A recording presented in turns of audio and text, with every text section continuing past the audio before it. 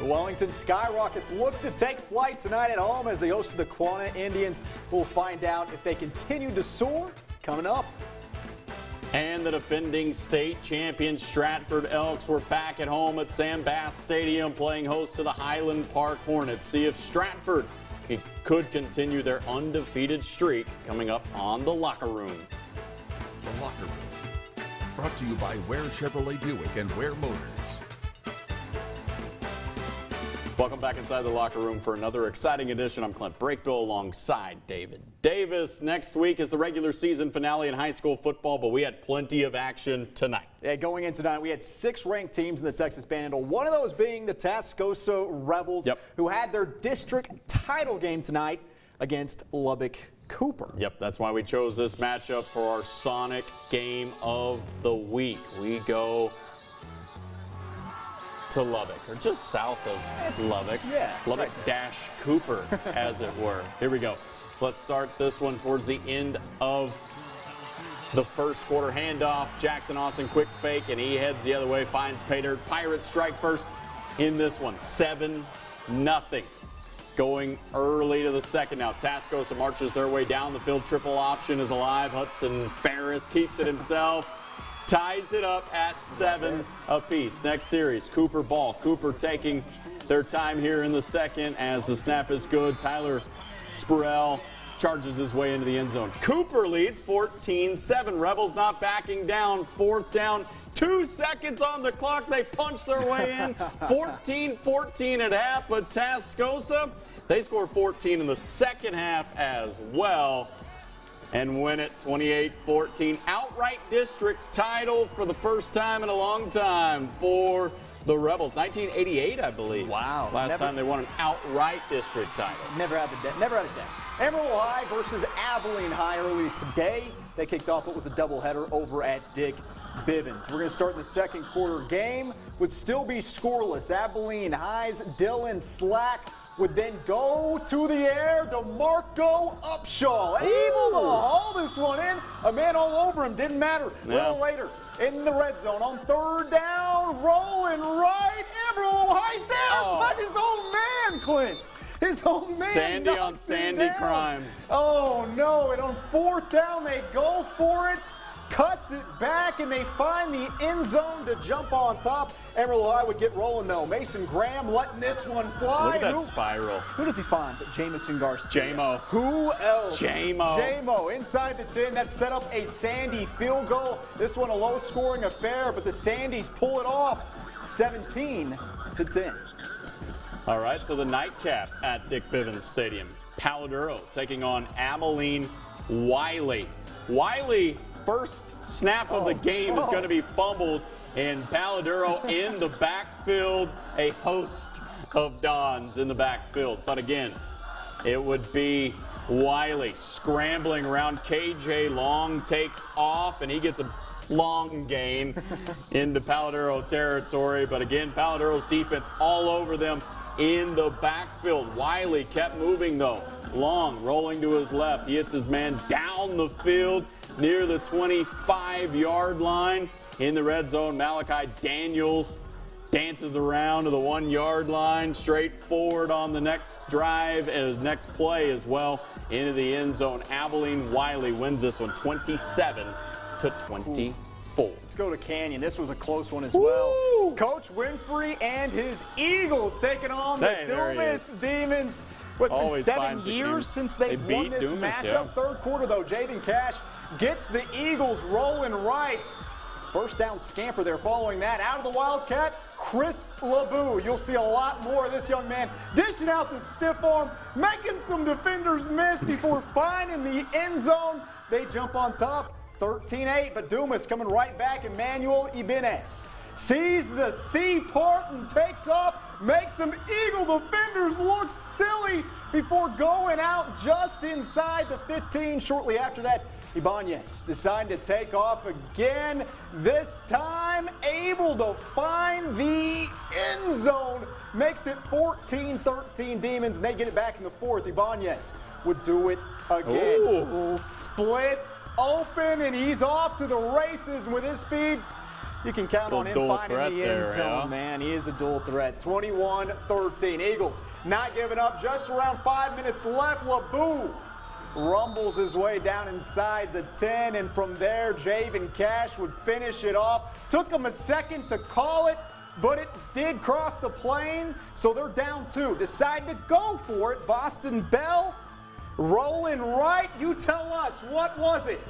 Did he hit the pylon, Clint? What do you think? He did. The football came out of his hands, though. I didn't see that on the first time I saw it. So Eagles, though, having to stop him 3rd down, and who else but LeBeau coming up with the stop. So here we go. 2:50 left when they got the ball back.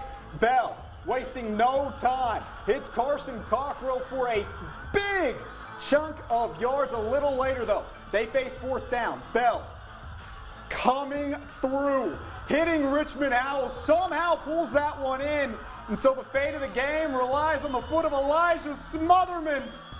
Knocks it down. The Eagles get it done. 22-21. They were lit in Canyon. Oh my goodness, what a finish. We get to talk about this one more here in just a little bit, but how about the sophomore quarterback stepping up? We saw a lot of different quarterbacks in that game. Through those highlights, I mean, he showed a lot of moxie. No question, no question. Came up big for the Eagles. First win of the season for Hereford. They get it over Randall. Randall pretty much already had everything locked up. You wonder where the motivation was in this game. Hereford took advantage, 35-24 in District 2 4A. Perryton at Borger. Perryton gets the win, 35-26. The Canadian Wildcats hadn't lost a district game since 2012, going into the road contest with Tulia last season.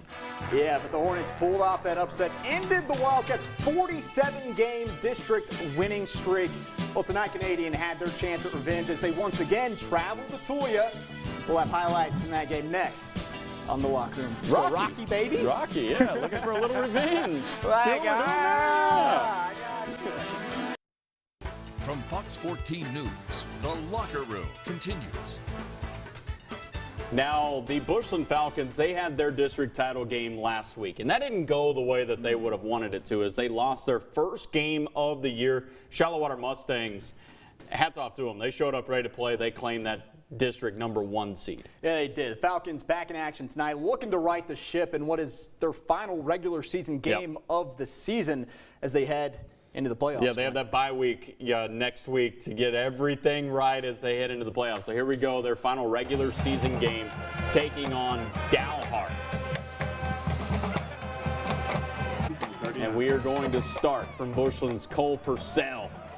He's going to bring in a 50-yard touchdown. How about that from Purcell? Jaco with the nice over-the-top pass there. Dalhart looking to make something happen, but it's going to be nicely defended by the Falcons defense. Now it's going to be a drop back by Dalhart. This time it's going to be Cole Purcell. He finds himself doing work, catching passes on defense as well. This time it's going to be Jaco just throwing it out there to Tate. Butcher upended, but results in a first down. Second quarter now. Bushland's Dawson Jaco with the fake handoff. But, hey, how about you, Devin? Hanging with him and finding his way into the end zone. A photographer, Devin, there, good job of following Jaco. Then it's going to be Jaco again for a first down. Then it's going to be Tanner Adams would bring it home. Touchdown for the Falcons. They win it 55-6. You said they were looking to right the ship. I think they did that. And now they have a chance to get a little healthy going into the playoffs. Yeah, and then some. Let's go Tulia versus the revenge game. It's the revenge game. They had to go back to Tulia. Lost there last year in the district game. Can they get it done? We'll go to Cameron Cavalier. To Caden Crooks. It's a big one. Nobody in the area dives into the end zone. Probably didn't even have to do that. They jump up 16-0. Second quarter. Canadian this time going to hand it off, and he's going to squeeze on through. Caden Crooks having himself a day. Up 30-0. Hey, fourth down a little later in this one. Tulia punting to Canadian, and Jesus Martinez would do the rest. Turning on the Jets.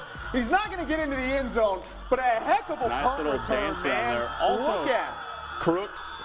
He's rocking the jersey a little bit like your boy Ezekiel Elliott there, right? Ohio State Ezekiel Elliott. Well, we don't have to mention the Ohio State part. Right after that Canadian handoff Michigan touchdown by Luke Flowers there, they jump up by even more. 37-0. It is crazy. Now it's going to be Isai Ramirez getting it done.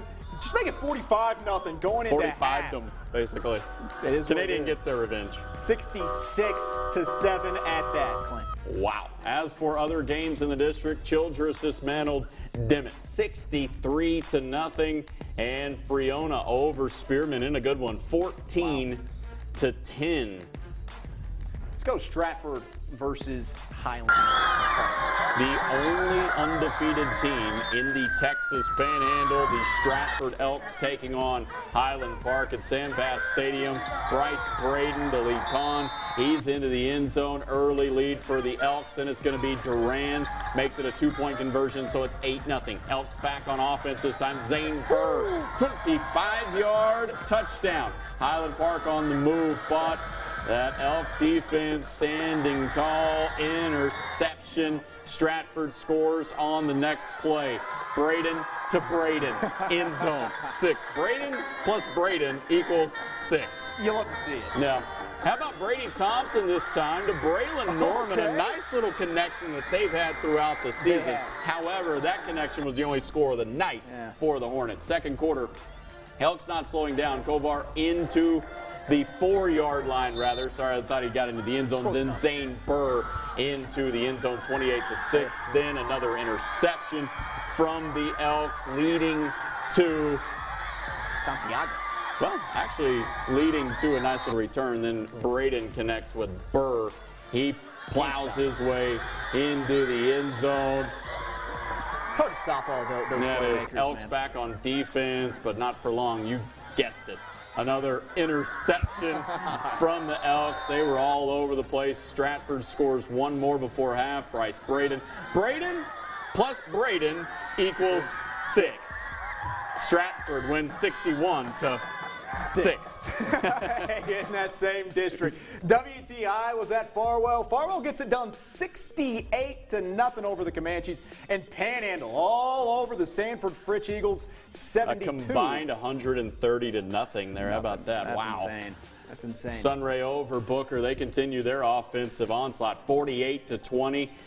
Prover narrowly over Boys Ranch, 28-24. Wellington and Quanah. The Skyrockets are going to try to be in flight for this one. We didn't know a whole lot about Quanah, but hey, how about this? Carson Tarver going to scramble to pick up some yards here for Wellington, making some guys miss.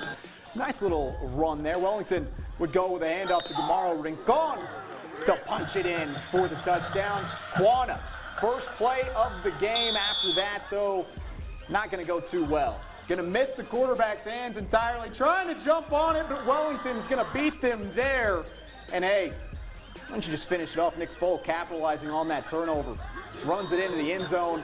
Let's go to Tarver, though. Again, a QB run for another nice little gain here. He had that little jump back down to make the first downs happen in this one. Barrett Phillips also would get on the board, though. He's got some nice moves as well as he finds the end zone. Tarver, following that in the red zone again, is going to make some stuff happen for a nice little gain for Wellington here.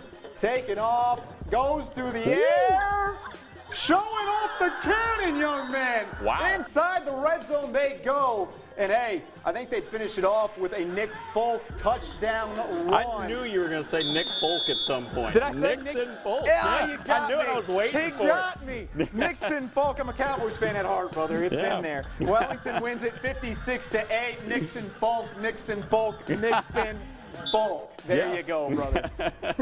As for District 3 2A Division II, Bovina met Sudan. Sudan wins by 2. A back-and-forth ball game for the district title there. We have seen 5 of our 6 ranked teams in the Texas Panhandle so far. And we still have the 6th ranked Happy Cowboys to get to, though. And they were in action against Will Dorado at home. Highlights from that game next. You were there. On the locker room. I was there. Cowboy Corral. I love the Cowboy Corral.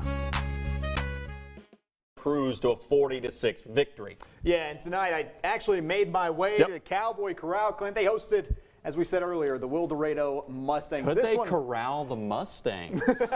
I think so. This one only solidified how good the Cowboys really are. We go to the first quarter. Cowboys already up 8-0 in the red zone. Joey Blackmon powers this one in for 6 more. A little later, up 16-0 with it again.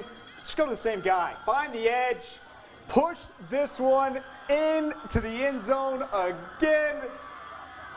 No, out at the 1. He couldn't quite get there, but it's okay. Camden Sperry's going to roll out here. Find Kyton Johnson. It makes it 24-0 for those Cowboys. And here we go again. This time a pitch to Jimmy Reyes, who hits the hole and just finds pay dirt. Makes it look easy. 32-0. Wilderado trying to find anything. Aiden Woodard throws it up, picked off by Johnson, and he's just going to return this one for a nice little gain into the red zone. Finishing it off after that turnover, Juarez. Simple pitch to the right. It's another Cowboys tutty, making it look simple because it is simple. They kept attacking this time. Why not go to the air? Go to Sperry. As he finds Quay Hodges, he just strolls on in for 6. I think he wanted the smoke there, but they weren't going to give it to him. Cowboys take this one 70-0, Clint. Same district, Claude traveled to Naz to take on the Swifts. And hey, Nazareth gets it done 50-0 in District 1, 1A Division 2. Groom was at LaFours. Groom wins this one 52-0. Darozette at Headley. Headley 58-0. And finally in District 1, 1A Division 1, McLean was at Miami. Miami wins by, not by 1, but by 2. Follette wins 54-8. Let's go to New Mexico. Clovis at Los Lunas. Los Lunas in the district title game wins 54-0. Portales falls to Lovington 20-14. Wow. That one shocks me. Yeah. Eunice at Texaco. Texaco wins 36-35. In 8-man football, we're in the playoffs. Logan at Melrose. Melrose moves on 48-0. Clayton over Fort Sumner 50-0. Let's go to Oklahoma. On Thursday, Western Heights took on Guyman. They got it done. Guyman, that is 74-14. And tonight, Texoma was at Sayre. Texoma wins it 44-20. Merritt at Hooker. Hooker wins it 40. It looks like 3-0. Boise City travel to Tyrone. Tyrone wins it 54-8. Balco Forgan at Beaver. Don't know if we have a score from that one, but Laverne hit the road to take on Turpin. Laverne wins it 62-40. Let's go to our BCL Construction Team of the Week, and we've done this a couple of times, but I'm going to hand it back over to you. You were at this game. You got some things to say. This one was a phenomenal game. I mean, I got there, and it was 8-7 at halftime. Dumas was up. They had scored a 32-yard touchdown to jump up over the Eagles. And I got to be honest. If I'm being honest, and I know you like it, I like honesty. Honest, Clint, I didn't know if Canyon's offense could get it done, especially after last week against Randall. They've been struggling since Derek Clements has been gone. But, hey, in the second half, you mentioned it, Boston Bell answered the call, and so did LeBou in this game. Phenomenal game from him, not just on defense, but on offense. And at the end of the day, Canyon able to pull this one off on the foot of Smotherman at the last second. How about that? Just a great day for Canyon, Coach Winfrey, and those Eagles. And now they have a chance to, get a piece of that district crown going into next week? Yeah, with the loss by Randall, they could end up with the same. Now, they can't get the 1 seed. However, they can get a share of the district title. With highlights and scores in the books, we're going to talk about a little bit more of what we saw tonight as we go into the final week of district play. Keep it right here on The Locker Room.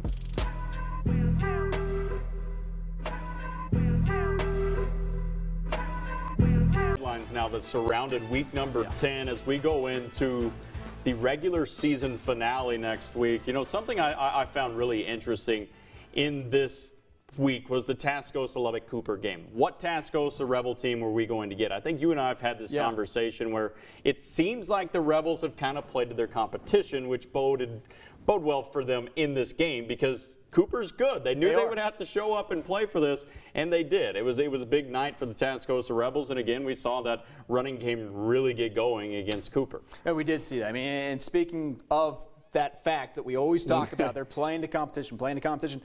You kind of felt that it was maybe in trouble after the first half. I mean, 14-14. In the second half, though, as you said, They found their rhythm. They trusted what they could do. Defense is tough, yeah, and the defense played really well. We mentioned at the top of the show 6 ranked teams in the Texas Panhandle. Crazy. Tascosa, one of those, getting the win. Canadian, we saw a little bit of ups and downs for them this season, but once they got that win over Randall, it seems like they have just been rolling. I said before week 1 they would be state champions, putting a lot on them early. But, man, when you have an experienced quarterback in Cavalier and weapons around him, and we always know they play sound defense, Canadian looks like they're getting going at the right time. They're a fun team to watch, but they always are, right? I mean, and we were worried, as you said, for a little bit after that prediction. You're like, I don't know. The Bushland loss. They lost in a way to Bushland that we don't typically see really good Canadian teams lose. Correct. They bounced back from that pretty well, though. And I think, and afterwards, we were like, you know what, we need to relax. They're going to be just fine. Yeah, They're this still is a really Canadian. good Bushland squad as well, who happened to go on the road. Nice segue into the Falcons. They bounced back from their loss as well, and they handled it with class in a 50-point win tonight. Cole Purcell, Jaco, just that combination is deadly. Yeah, it is. And he's got weapons all over the place. They made some mistakes early in that game against Shallow-Water. I think this team is going to be just all right. Is Stratford doing Stratford things? They did their thing. They're in 2A Division I now. They're going to have some new competition in this division. It opens things up for Wellington, though. Getting Stratford out of Division II, this feels like Wellington's region. And they're playing really well right now. Again, we were talking about how that was a team that was under the radar, but, hey, they're blasting off now like the Skyrockets do. And we could have a lot of fun with them in the playoffs. Can't remember exactly what that final score was, but they've only given up about 7 points this month. I mean, this defense is playing unbelievable. It's been fun on this week, week 10. Next week, regular season finale. Thank you for joining us and staying up late with us on The Locker Room.